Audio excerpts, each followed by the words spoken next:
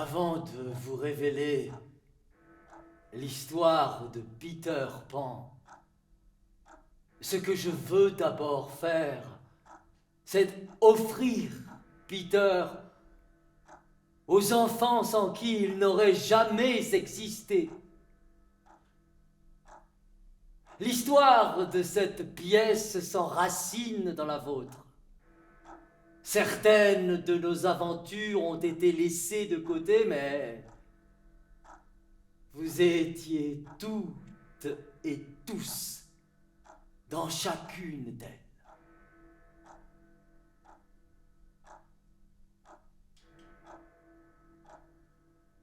Rappelez-vous, la première fois que nous avons attrapé Peter, c'était grâce à la chienne, Nana. Nous étions persuadés qu'elle l'avait tué alors qu'elle n'avait attrapé que son ombre. Et l'apparition de Clochette, après l'histoire du soir, la joie, quand nous découvrîmes que ce n'était pas un ver luisant ou une luciole, mais une fée.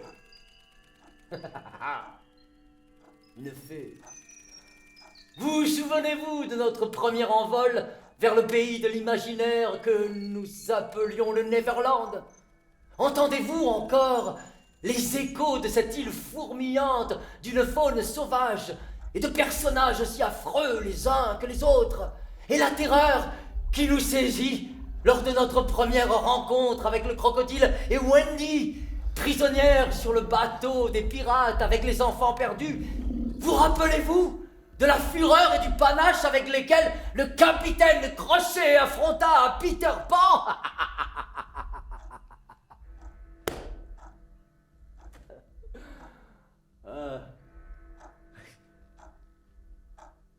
Nous avons beaucoup joué à Peter. Nous y avons joué jusqu'à l'épuisement. Et puis, vous l'avez balancé, éventré, abandonné dans la boue en poursuivant votre chemin sur un autre air. Alors, j'ai recueilli quelques-uns de ces fragments sanglants et les ai rafistolés avec ma plume. Comme des sauvages frottent 2 morceaux de bois pour allumer un feu. Voilà ce qu'est Peter Pan. L'étincelle que vous m'avez offerte. Parce que la terre est ronde, je perds la boussole.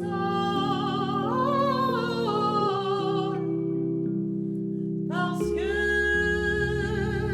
la terre est ronde.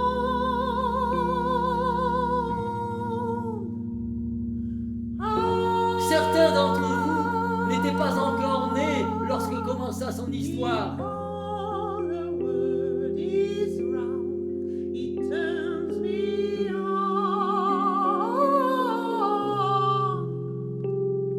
Because the world is round.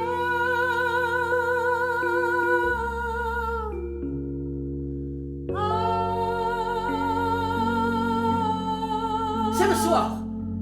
La chambre des enfants Darling, qui est le décor de ce premier acte, se situe en haut d'une triste ruelle de Bloomsbury. Mais vous pouvez la situer où bon vous semble. Et si vous pensez qu'il s'agit de votre propre maison, vous avez probablement raison. Les 3 enfants Darling, Wendy, John, Michael,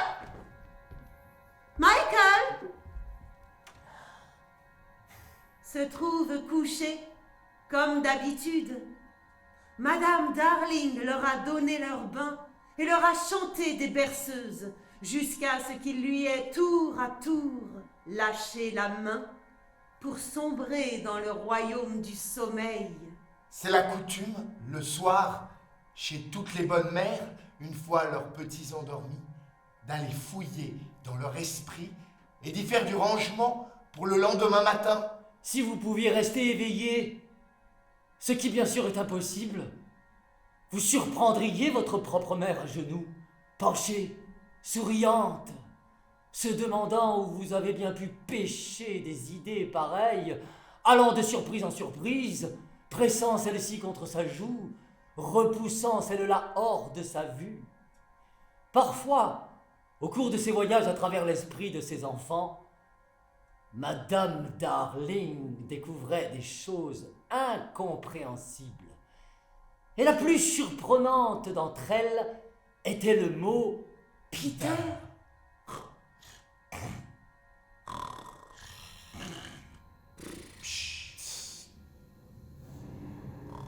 J'ignore si vous avez jamais vu la carte de l'esprit d'un enfant. Le pays de Neverland est presque toujours une île, avec ses merveilleuses éclaboussures de couleurs, ses récifs de corail au large, de fins bateaux de pirates et une très vieille petite dame au nez crochu. Quand vous y jouez le jour, le Neverland n'a rien d'inquiétant. Mais durant les 2 minutes qui précèdent le sommeil, il s'en faut de peu qu'il ne devienne réel. C'est la raison pour laquelle on a inventé les veilleuses. Tous les enfants ont d'abord été des oiseaux. Voilà pourquoi il y a des barreaux aux fenêtres des chambres d'enfants. Parfois, les très petits êtres oublient qu'ils n'ont plus d'ailes et essaient de s'envoler par la fenêtre.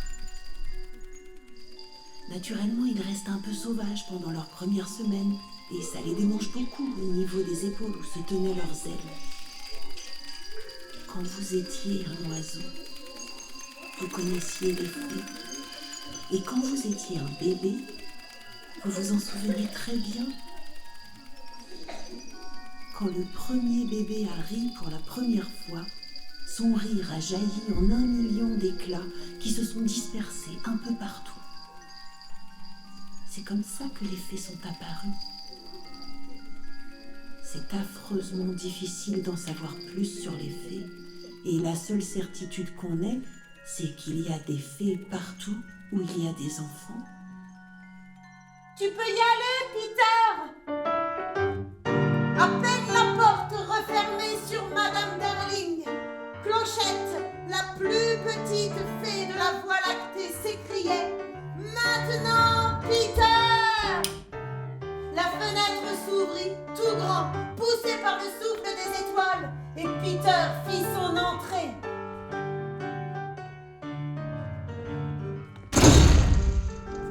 C'était un charmant petit gars, vêtu de feuilles sèches, jointes avec la sève des arbres. Mais ce qu'il y avait de plus adorable en lui, c'était ses dents de lait, 20 petites perles blanches qu'il avait au grand complet. Clochette! Clochette! Où es-tu? Un tintement des plus jolis lui répondit, c'était la langue des fées. Clochette dit que l'ombre de Peter se trouvait dans la grande boîte. Elle désignait par là la commode. Il faut dire que Peter était déjà venu dans la chambre quelques jours plus tôt et que pourchassé par la nounou des Darling, une chienne terre-neuve impeccable nommée Nana, il s'était enfui par la fenêtre qui, en claquant, lui avait arraché son ombre. Peter bondit vers les tiroirs, en vida à 2 mains le contenu sur le plancher et retrouva bientôt son ombre. Dans sa pensée, si tant est qu'il pensa, ce dont je doute, elle et lui, aussitôt rapprochés, auraient dû se rejoindre comme 2 gouttes d'eau. Or, à sa grande frayeur, l'ombre ne voulut pas reprendre sa place. Frissonnant de tout son corps, Peter s'assit par terre et fondit en larmes. Ses sanglots réveillèrent Wendy, qui se dressa dans son lit. La vue d'un inconnu pleurant sur le plancher, loin de l'alarmer, l'intéressa vivement. Petit garçon, pourquoi pleures-tu? Comment t'appelles-tu? Wendy, Moira Angela Darling. Et toi? Peter Pan. Elle le savait déjà, bien sûr. Elle demanda alors où il habitait.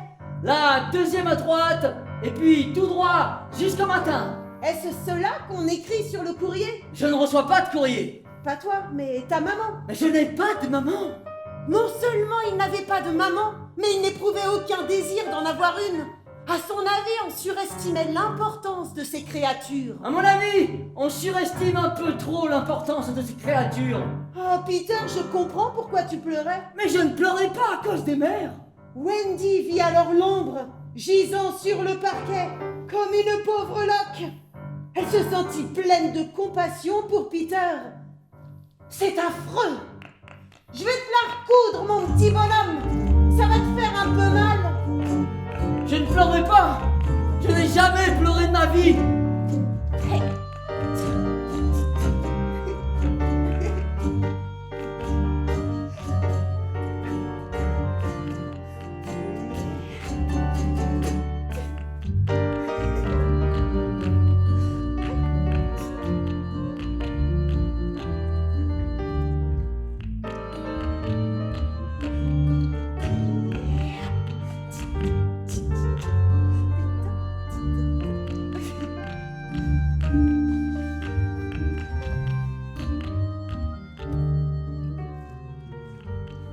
Wendy fut légèrement déçue quand il avoua qu'il ne venait pas à la fenêtre de la chambre d'enfant pour la voir, mais pour écouter des histoires.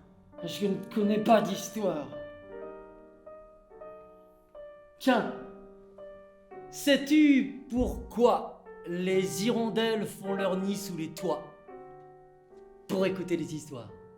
Hier soir, ta maman, Wendy, en racontait une si jolie, celle du prince qui cherche partout la dame avec sa pantoufle de verre. Peter, c'est Cendrillon. Eh bien, il a fini par la trouver. Et tous deux se marièrent. Et ils vécurent heureux. Où vas-tu? Raconter la fin de l'histoire aux enfants perdus.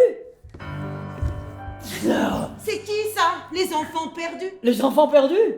Ce sont des bébés qui sont tombés de leur landau pendant que leur nounou regardait de l'autre côté. Comme personne ne les a réclamés, on les a expédiés au Neverland et je suis leur capitaine. N'y va pas, Peter. Je connais tellement d'histoires. Toutes les histoires que je pourrais raconter aux enfants perdus. Je t'en prie, Wendy. Viens avec moi, tu pourras nous raconter tes histoires. Hélas, je ne peux pas. Pense à ma mère. Et puis, je ne sais pas voler. Je t'apprendrai. C'est trop bête de dormir ici, alors que tu pourrais t'envoler avec moi et monter dire des plaisanteries aux étoiles.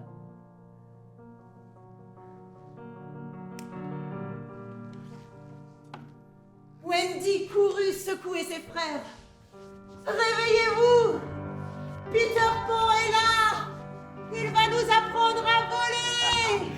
John se frotta les yeux. Michael était déjà sur le plancher. Et préférant une démonstration à des explications trop ennuyeuses, Peter Pan fit le tour de la pièce en volant, balayant sur son passage le dessus de cheminée. Hé! Vous n'avez qu'à penser à des choses merveilleuses. Et elles vous emporteront dans les airs. Par bonheur, Peter avait encore sur les mains du pollen de fée. Il en souffla un peu sur chacun d'eux. Et les effets ne se firent pas attendre. Les 4 petites ombres montaient, descendaient, tournaient, viraient. Je chevaucherai les étoiles. I sail upon the dark star. Je chevaucherai les étoiles, m'enfuirai jusqu'au matin. Ils m'enfuiraient jusqu'au matin. I sail upon the dark storm. I sail upon the dark storm, and then pursue the morning, and then pursue the morning. Je poursuivrai la lune jusqu'au bout. I achieve the moon, delete the moon, but I make her leave a warning.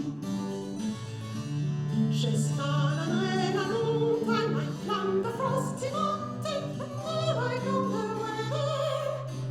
Je dégorgerai l'arc-en-ciel, I take the rainbow from the sky, and I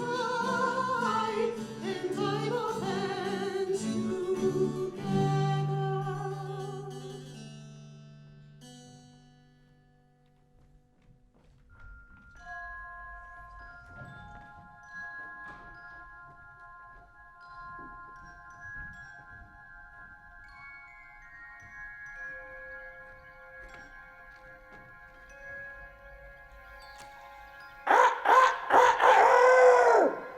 La deuxième à droite et droit devant jusqu'au matin.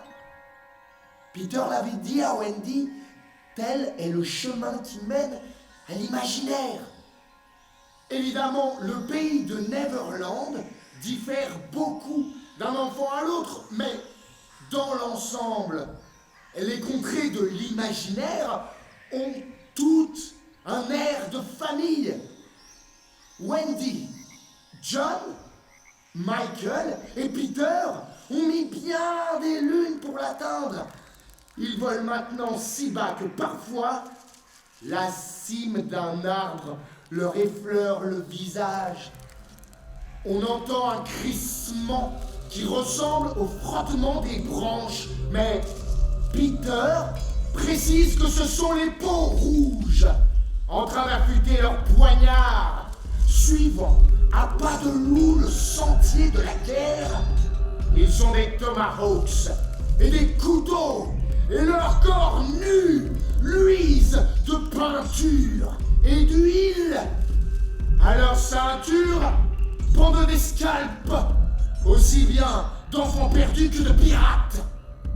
Les peaux rouges disparaissent comme ils sont venus, tels des ombres, et bientôt leur succèdent les bêtes sauvages.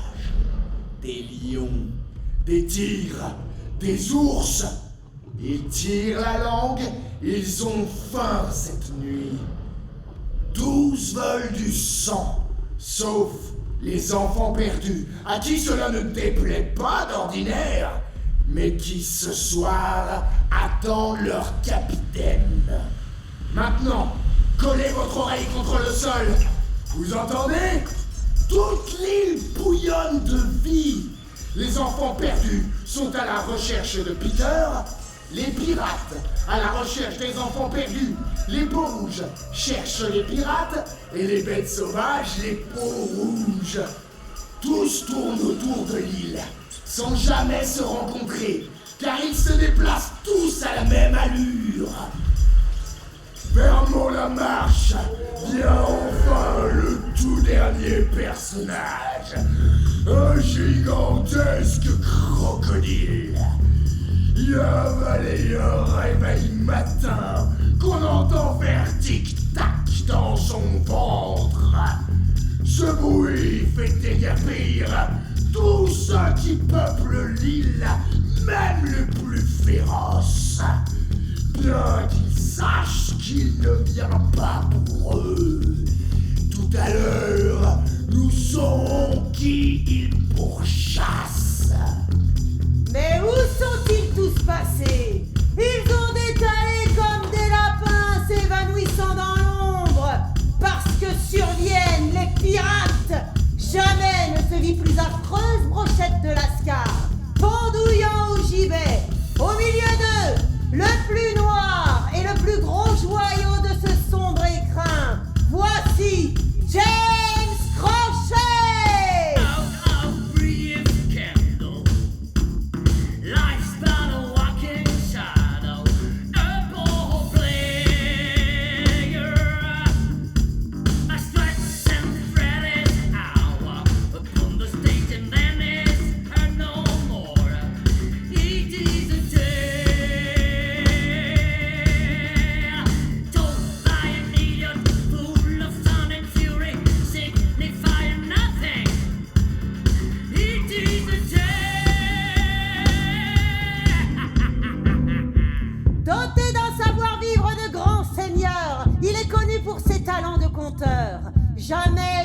plus inquiétant que lorsqu'il fait preuve de politesse. Il soigne sa diction pour prononcer les pires injures. D'un courage indomptable, il ne craint qu'une seule chose, la vue de son propre sang. Ce redoutable individu traite ses comparses comme des chiens. Et comme des chiens, ils lui obéissent. Il a le visage d'un cadavre enfumé. Ses yeux sont teintés d'un bleu de myosotis et d'une profonde mélancolie, sauf quand il vous plonge son crochet dans le corps et que s'allument au fond de ses prunelles deux horribles lueurs rouges.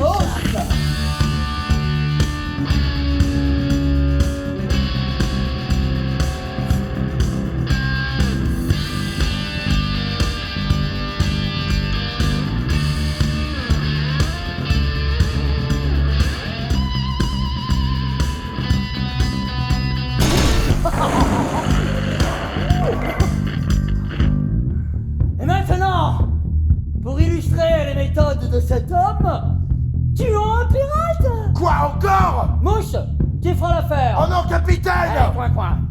Pendant que les pirates discutent, Mouche bouscule malencontreusement son capitaine. Le crochet part comme une flèche. Ah! Voilà le terrible adversaire que doit affronter Peter Pan. Chic, chic, petite chandelle, la vie n'est qu'une ombre qui passe et chancelle. Ce n'est qu'un rêve qui s'allume et qui s'éteint comme un projecteur de plus qui sert à rien, juste une trêve. Dit par un idiot fou de son et furieux qui braille dans tes yeux.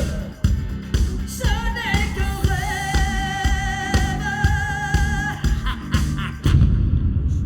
Viens.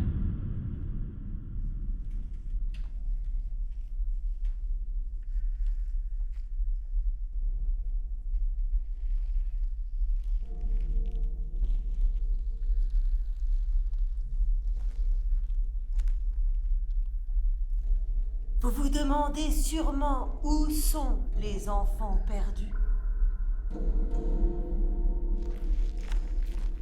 Les voici, tous, dans leur maison souterraine. Bonzig, la plume, les jumeaux, la guigne, le frisé. Ils sont tous là. Ils attendent leur capitaine. Cette maison se compose d'une seule et très grande pièce. Sur le plancher poussent des champignons trapus qui servent de siège. Le foyer de la cheminée se déplace selon l'endroit où l'on a envie d'allumer le feu. Dans le mur, il y a une niche pas plus grande qu'une cage d'oiseau. C'est l'appartement de la fée Clochette. Contre le mur, on rabat le lit dans lequel, la nuit, les enfants dorment, tous ensemble, comme des sardines en boîte.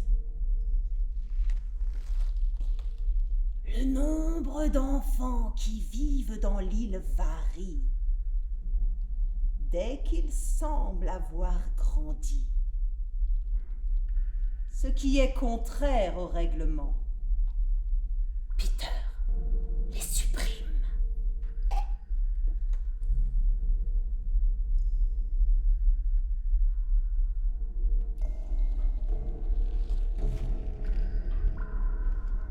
Mais par où êtes-vous entré?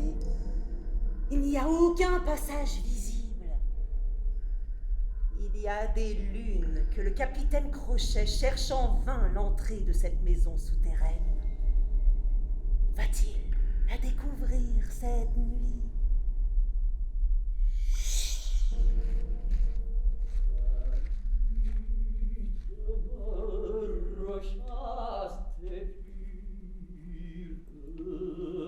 Salut, demeure chaste et pure. où se devine la présence d'une âme innocente et divine. Salut, salut, salut. Ah, combien de marins, combien de capitaines qui sont partis joyeux pour des courses lointaines, dans ce morne horizon se sont évanouis.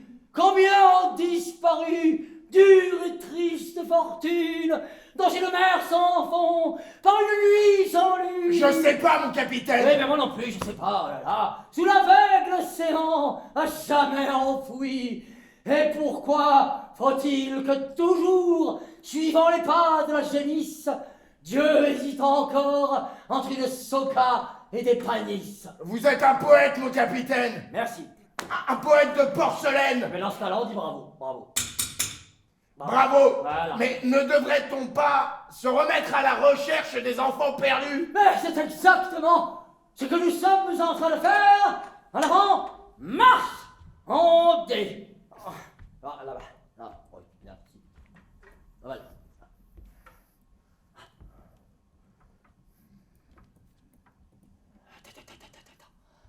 Attends, ralentis. Mouche, je te transforme en larve. Ne bouge plus. Il semblerait que nous ne soyons pas très loin des enfants perdus. Ah! Ce brouillard de trop m'indique quelque chose et je sens au fond de mes naseaux comme à l'inverse de l'odeur d'une rose. C'est très beau, mon capitaine. C'est de vous? Ben oui, c'est de moi. Bon, allez, on y va. Qui cherchons-nous? Les enfants perdus. Exactement, mais qui en particulier? Leur capitaine, mon capitaine. Comment s'appelle le capitaine des enfants perdus? Peter.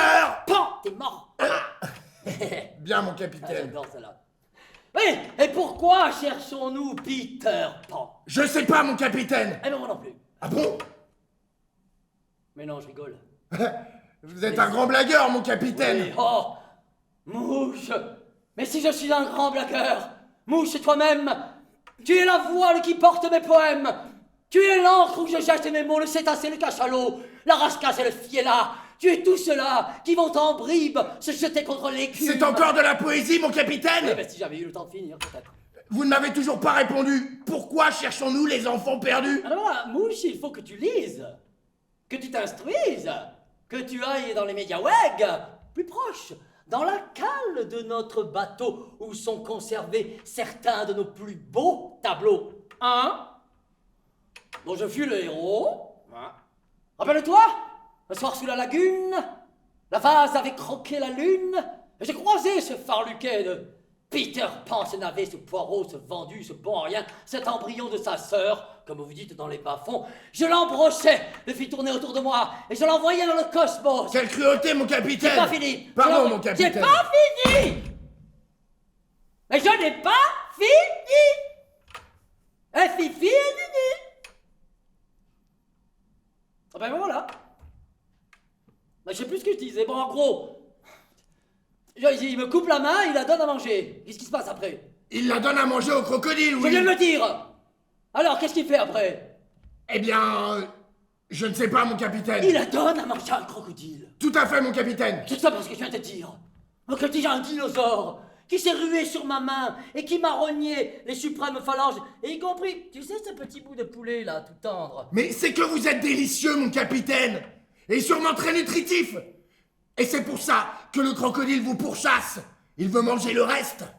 Votre cubitus, votre radius, votre hypothalamus, votre canal métacarpien, votre méridien de la rate. Oh. Il veut faire un rôti de crochet. Rôti de crochet. Mangez-moi, mangez-moi, mangez-moi, mangez-moi, mangez-moi, mangez-moi. Par bonheur, ce crocodile avait avalé un réveil matin qui faisait tic-tac, tic-tac, tic, de sorte que, dès qu'il s'approche, j'entends le tic-tac, et moi, crochet, je file. Oui, mais un jour, capitaine, le réveil s'arrêtera, et alors...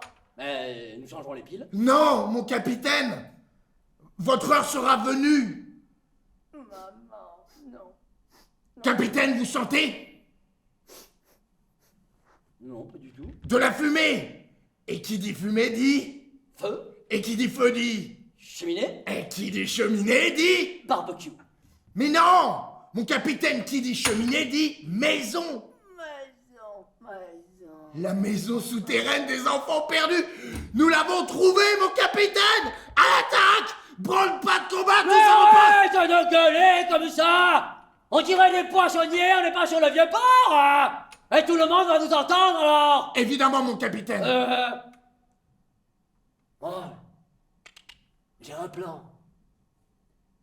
Plan qu'on nous.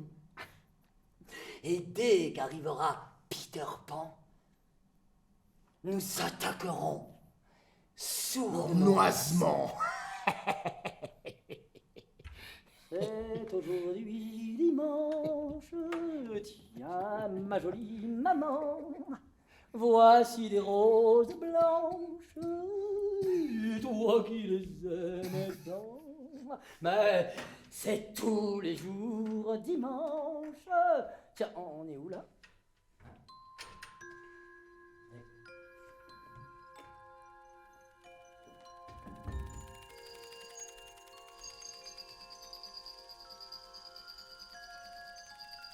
Les enfants perdus l'ignorent, mais John, Michael, Wendy et Peter approchent maintenant de la maison souterraine. Clochette éclaire la route. Comme elle ne peut pas voler aussi lentement, elle virevolte en cercle autour d'eux. Clochette n'est pas foncièrement méchante. Plus exactement, elle est tantôt foncièrement méchante, tantôt foncièrement bonne. Les fées ne peuvent être que tout l'un ou tout l'autre. Elles sont si petites qu'il n'y a pas la place en elles pour plusieurs sentiments en même temps. Pendant ce temps, à l'intérieur de la maison souterraine, préparant le retour de Peter, les enfants perdus courent en tous sens, arrangent les couvertures, rassemblent du petit bois, et tandis qu'ils s'affairent ainsi, tout à coup, ils entendent un son qui fait bondir leur cœur dans leur poitrine, le cocorico de Peter. Salut les gars! Je vous ramène enfin une maman. Une prise sensationnelle, camarades. Comme dans vos rêves. Une petite maman. Une jolie maman. Enfin, une dame qui s'occupera de nous. Et qui nous racontera des histoires. Elle s'appelle Wendy. Tâchez de vous tenir à carreau. La première impression est décisive. Dame Wendy, soyez notre mère à tous.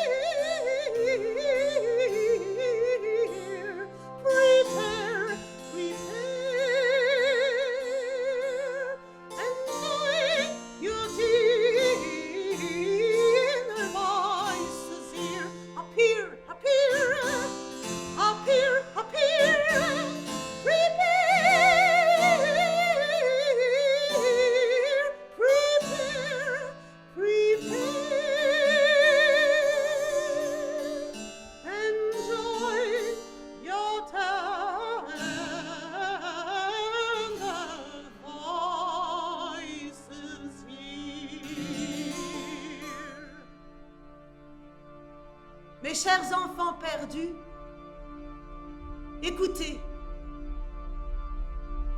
Ce soir-là, la nuit des nuits, Wendy raconta aux enfants perdus son histoire favorite, celle que Peter détestait.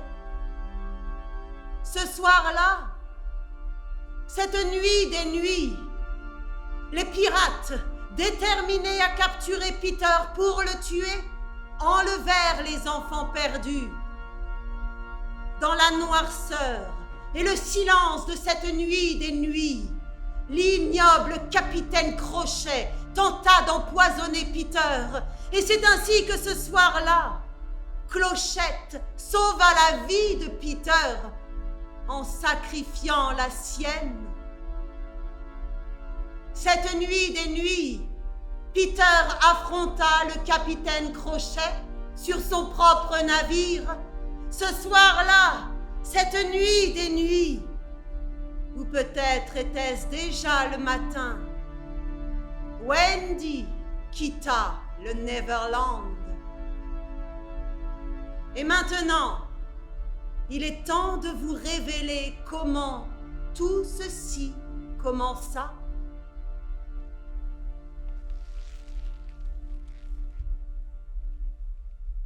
Il était une fois un monsieur. Il y avait aussi une dame. Le monsieur s'appelait Monsieur Darling et la dame, Madame Darling. Ils étaient mariés. Ils avaient 3 enfants. Ces 3 enfants avaient une fidèle bonne, Nana, qui était aussi une chienne. Un jour, Monsieur Darling se fâcha si fort contre elle qu'il l'enchaîna dans la cour. Et c'est ainsi que les enfants s'envolèrent loin de leur maison, au pays de l'imaginaire où vivent les enfants perdus. L'amour d'une mère est immense.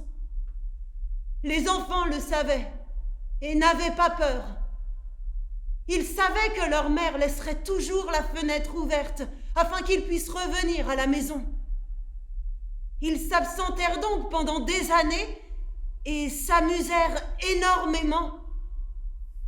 Tu te trompes complètement au sujet des mères, Wendy. Peter ? Tu te trompes complètement au sujet des mères.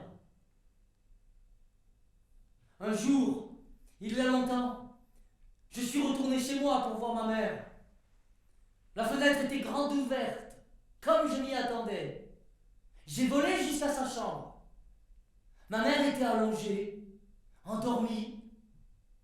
Elle avait l'air triste. Et je savais pourquoi elle l'était. Je savais que je n'avais qu'à dire maman, même très doucement, et qu'elle se réveillerait, qu'elle pousserait un cri de joie, qu'elle me prendrait dans ses bras. Vous comprenez pourquoi j'hésitais ? Être un garçon, bon, formidable, les baisers, les câlins, la joie de ma mère. Mais être un oiseau, être rapide, libre, léger, nager avec les dauphins, voir le monde. J'avais drôlement envie de naviguer et de voler encore un peu. Et finalement, je me suis envolé ce soir-là. J'ai laissé passer des nuits et des mois avant de revenir précipitamment parce que j'avais rêvé que ma mère pleurait. Mais cette fois, la fenêtre était fermée. Et on y avait mis des barreaux. Et à l'intérieur, ma mère était paisiblement endormie avec un autre petit garçon dans les bras.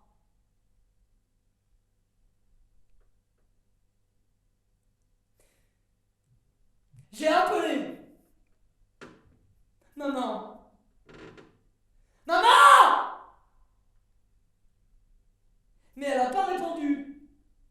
J'ai tapé avec mes poings sur les barreaux de fer. En vain.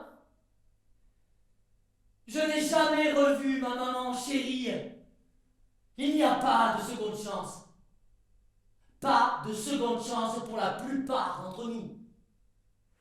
John, Michael, on rentre immédiatement à la maison. Mes chers amis, si vous voulez venir avec nous, je suis presque sûre de convaincre nos parents de tous vous adopter. Prépare tes affaires, Peter. Mais pourquoi faire? Aller à l'école, devenir un adulte. Non, merci. Les enfants dirent adieu à Peter. Ils étaient sûrs que s'ils y allaient, Peter viendrait aussi. Mais au fond, cela leur était plutôt égal. C'est ainsi que sont les enfants, toujours prêts dès qu'une nouveauté se présente à quitter ceux qu'ils aiment.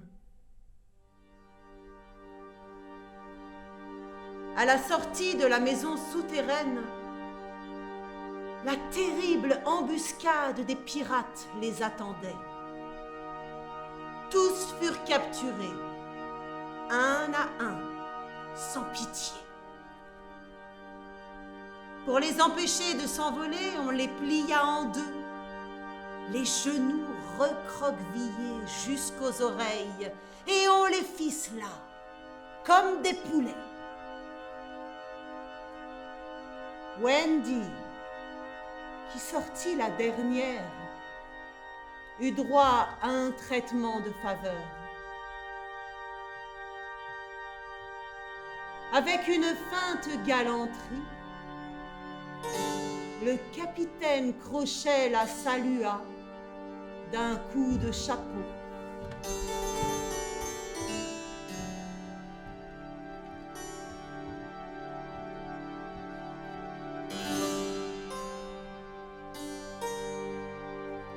Puis, lui offrant le bras,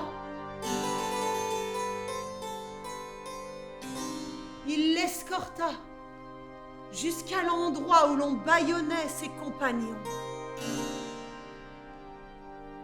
Il le fit d'un air si distingué que Wendy, fascinée, en oublia de pleurer. Après tout, ce n'était qu'une petite fille.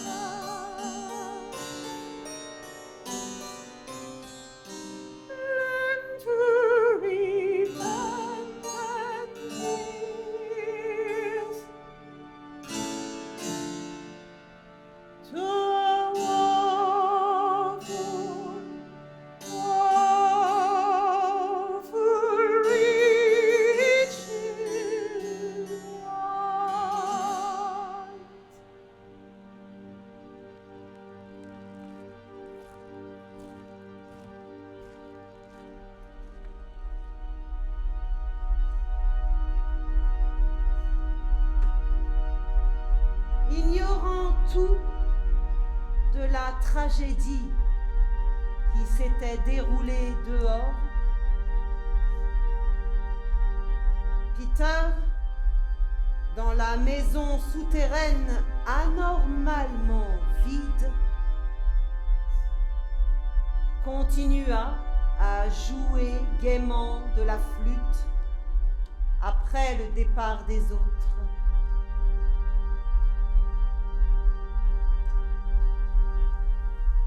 Sans doute pour se prouver à lui-même qu'il s'en fichait complètement.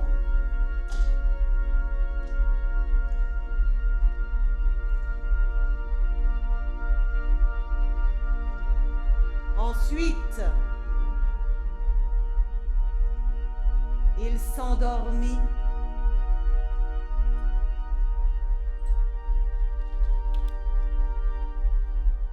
Ce fut dans cette attitude sans défense que le capitaine Crochet le trouva en entrant dans la maison souterraine. Le capitaine des pirates était enfin sûr de tenir Peter à sa merci.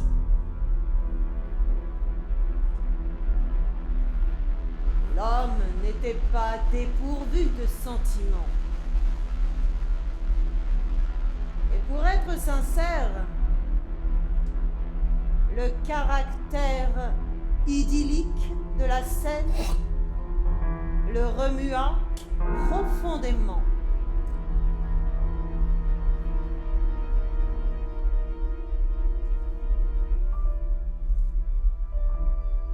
Mais l'air impertinent que Peter gardait jusque dans son sommeil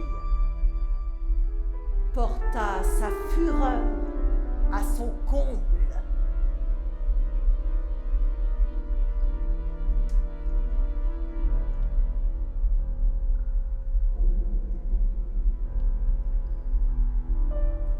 Le capitaine avait toujours sur lui une horrible mixture, fabriquée par ses soins, à partir de toutes les bagues à poison qui lui étaient tombées entre les mains.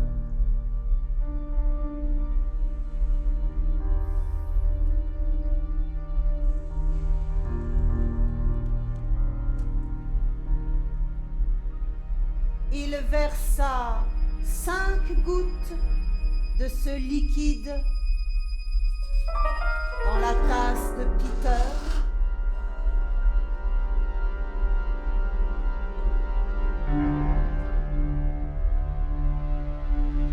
Puis fit demi-tour et sortit à l'air libre.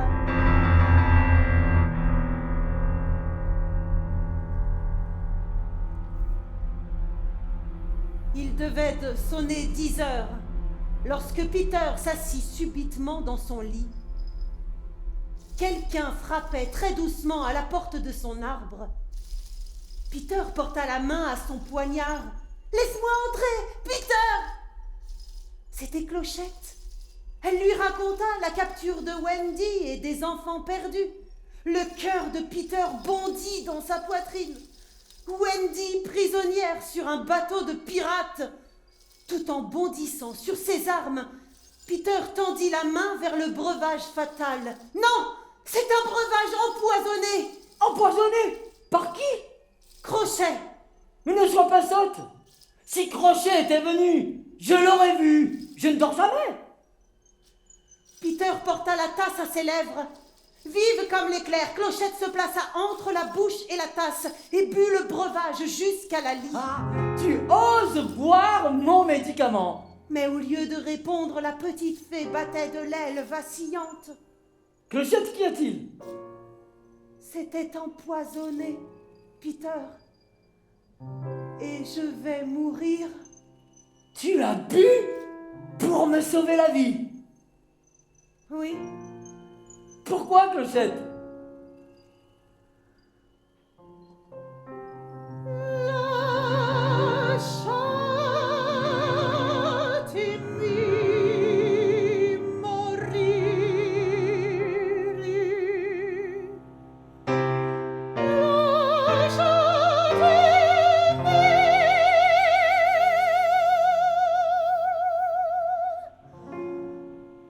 moriri.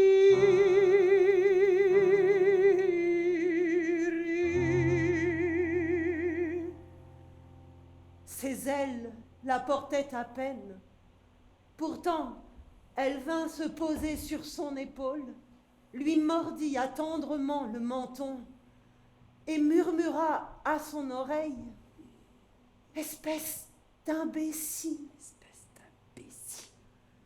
Puis elle se traîna jusqu'à son lit, où elle s'affaissa. La lumière de la petite fée pâlissait de minute en minute. Si elle venait à s'éteindre, ce serait pour toujours. Et Peter le savait. La lune voguait dans un ciel lourd de nuages quand Peter émergea de son arbre. Un doigt sur la bouche, son poignard prêt à frapper, il lança son terrible défi. À nous deux, Capitaine Crochet! Il était suprêmement heureux. Hey!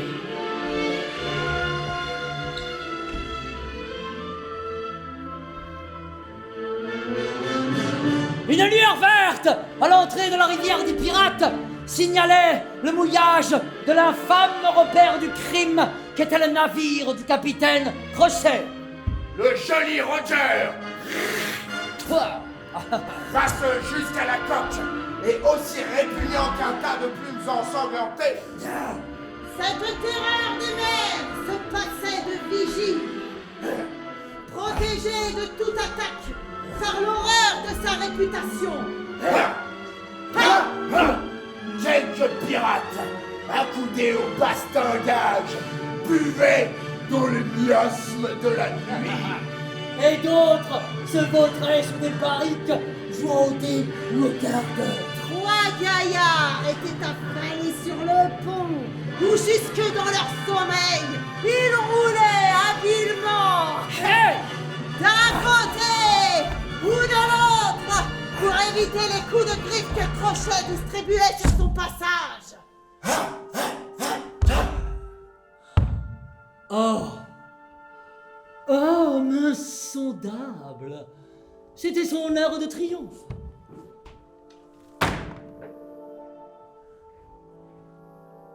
Il était sûr d'avoir définitivement écarté Peter de son chemin, et tous les autres enfants étaient prisonniers à bord du navire, prêts à être jetés à la mer. On tira les enfants de la cale pour les aligner devant le capitaine. Qu'on fasse monter leur mère et qu'on prépare le plongeoir. Ce n'étaient que de petits enfants, et ils pâlirent à la vue de l'instrument de leur supplice. Ils essayèrent pourtant d'avoir l'air courageux quand Wendy parut.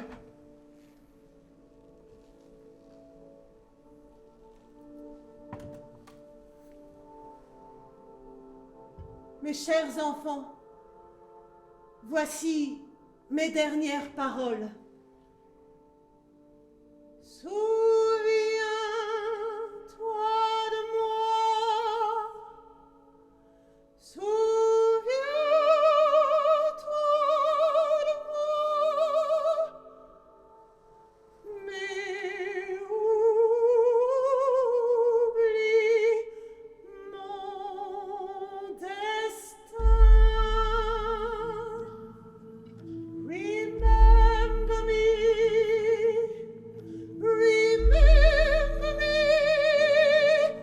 Même les pirates écoutaient avec respect. Soudain, un nouveau son vint frapper leurs oreilles. Cachez-moi! Alors, ils eurent la plus étrange surprise que leur réservait cette nuit des nuits. Car ce n'était pas le crocodile qui venait à leur secours, c'était Peter! Arrière, bande de rats! Levez vos épées, les gars! Cet homme m'appartient! Ainsi donc, Peter Pan, tout ceci est ton œuvre? Oui, James Crochet, ceci est mon œuvre! Oui, James Crochet, ceci est mon œuvre insolente et orgueilleuse jeunesse! En garde! Prends garde à ton destin! Sombre et sinistre individu, parle pour toi! Alors ils engagèrent le combat, sans rien dire de plus. Peter parait les coups avec une rapidité stupéfiante. Crochet avait l'avantage d'une détente de plus d'1 mètre, et sa griffe ne parvenait pas à donner le coup de grâce. Crochet n'arrivait pas à voir Peter, qui maintenant était moins un petit garçon qu'un grain de poussière dansant dans la lumière. Je me bats contre un démon. Qui donc es-tu, Pan? Je suis la jeunesse, je suis un enfant, je suis un petit oiseau sorti de l'œuf. Retourne-y.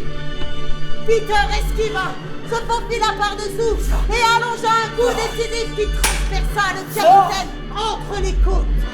À la vue de son propre sang, Crochet se sentit perdu. Ce cœur passionné ne demandait plus à battre.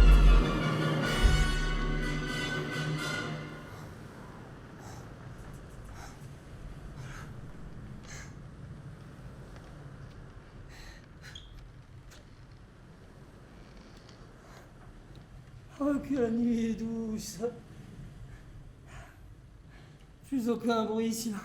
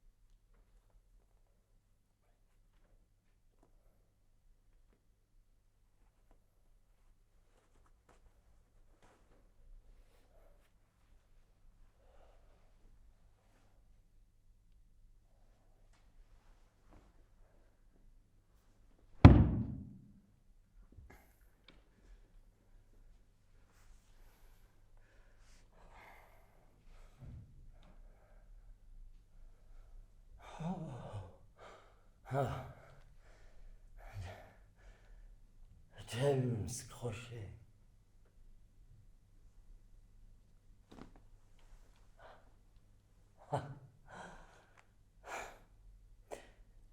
Avec quelle fureur et quel panache vous venez d'affronter Peter Pan.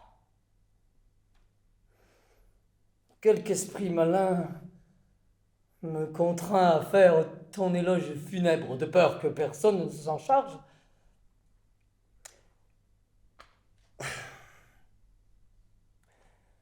On m'a dit que les enfants jouent à Peter, mais que ce sont les plus forts qui jouent Peter. On oblige les plus petits à jouer Crochet. On force les plus petits. Aucun enfant ne t'aime, pardonne-moi. Oh, James Crochet! Nous te saluons! Bien que tu ne sois pas tout à fait un héros.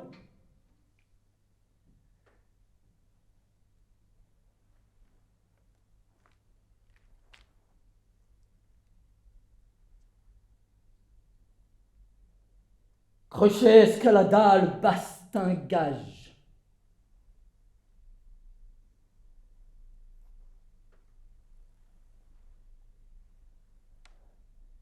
Et il se jeta lui-même dans la mer, où l'attendait le crocodile, la mâchoire grande ouverte.